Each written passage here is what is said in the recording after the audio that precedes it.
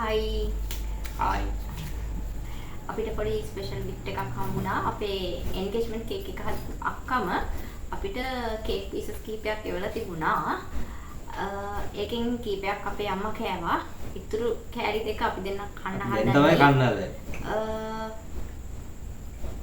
ඒ රහ බලමු. ඒක ගොඩක් සුවඳ තිබ්බනේ. ඔව් හරි සුවඳයි. යාර මේ oven එකෙන් ගත්ත ගමන්ම මම ඉන්නත් දුන්නේ. හැන්දෙන් කන්න දෙයක් නෑ මේ මොකක්ද?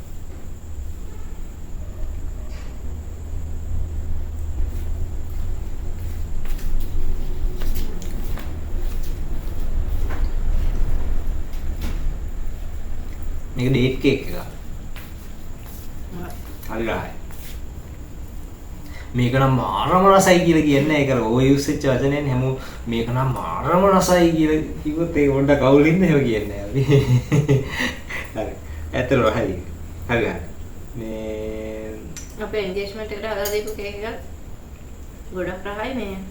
ඒක කෑවෙම අපි අපි කියන්නේ එන්ගේජ්මන්ට් එකට හදලා දීපු කේක් එක කෑම මෙයයි තාත්තයි.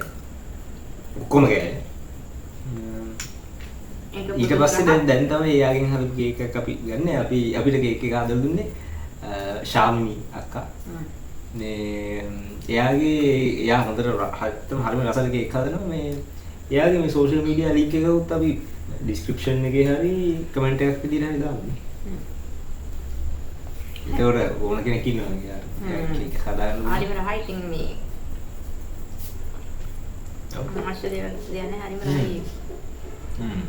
නෝ මට අදටත් මතක් වෙනවා අපේ අර ඔයාලා ගෙනාවු එන්ගේජ්මන්ට් කේක් එකේ රහ. මට ඉතින් ඒක සෑහෙන මිස් වුණා. අර අයිසින් ගතියක් තේරුන්නේ නැහැ. ඒකේ අර මේ අයිසින් දාලා තිබ්බ කොටස පුදුම රහක් තිබ්බේ.